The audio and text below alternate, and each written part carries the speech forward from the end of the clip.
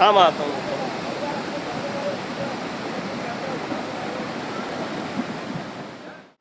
घरों में घुसा मलबा, फसल हुई तबाह, जहां देखो मलबा ही मलबा।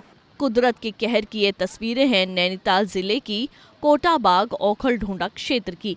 यहाँ कुदरत ने ऐसा कहर बरपाया है कि सब कुछ तबाह हो गया।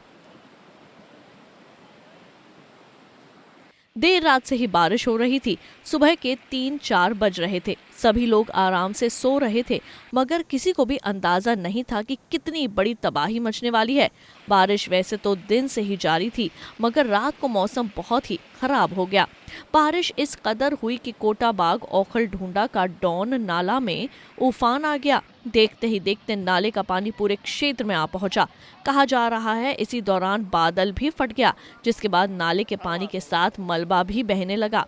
पानी और मलबा इतना ज्यादा मात्रा में था कि 50 घरों में पानी भर गया। फसलें तबाह हो गईं।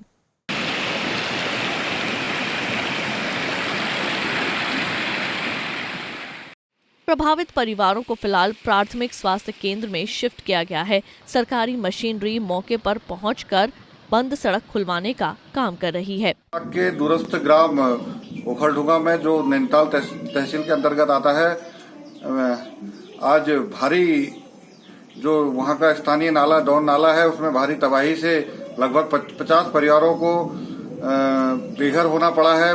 ग्रामीणों की पूरी जो खेती है पूरी तरह नष्ट हो गई है और लगभग 20 परिवारों ने प्राथमिक स्वास्थ्य केंद्र ओखलढुंगा में शरण ली है। स्थानीय प्रशासन से और संबंधित विभाग से ग्रामीण द्वारा लगातार उक्त नाले में तटबंध की मांग की गई थी, लेकिन आज तक तटबंध का निर्माण न होने से ग्रामीणों को भारी नुकसान और आपदा की भारी मार झेलनी पड़ी। हर साल बारिश के समय डॉन नाला इस क्षेत्र में तबाही का कारण बनता है, लेकिन प्रशासन है कि जागता ही नहीं। ग्रामीण नाले के किनारे तटबंध बनाने की कई सालों से मांग कर रहे हैं, लेकिन आज तक यहाँ तटबंध नहीं बना। लगता है प्रशासन किसी बड़ी घटना का इंतजार कर रहा है। वहीं रामनगर में भी कुदरत ने जमकर तबाही मचाई है। यहाँ कुदरत ने ऐसा कहर बरपाया कि पूरे भलोन क्षेत्र में मलबा घुस गया, जिससे निर्माणाधीन रिजॉर्ट, ग्रामीणों की जमीन और कुछ वाहन मलबे की चपेट में आकर बह गए हैं।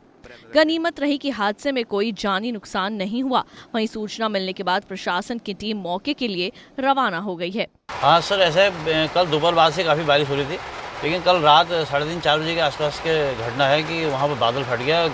ग्राम सभा भलौन और अमगढ़ी के बीच में एक कगराड़ नदी बहती है, उसमें बादल फटाया। उसकी वजह से जो है एक उसके निर्माणाधीन एक होटल है, उसमें बहुत सारा नुकसान हुआ। उसका ट्रैक्टर ट्रालियाँ वगैरह बही हैं और कंस्ट्रक्शन का मटेरियल बहा है। और मेरा उसके बगल में मेरा अपना निजी फार्म था, मेरे ट्रैक्टर ट्रॉली वगैरह सब डूब गई हैं।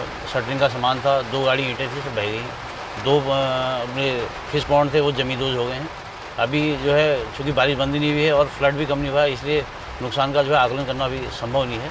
अगर बारिश बंद होने के बाद, इसलिए सामान्य होने के बाद ही पता लगेगा कि कितना नुकसान हुआ। वहीं चमोली में भी इंद्रदेव जमकर बरस रहे हैं।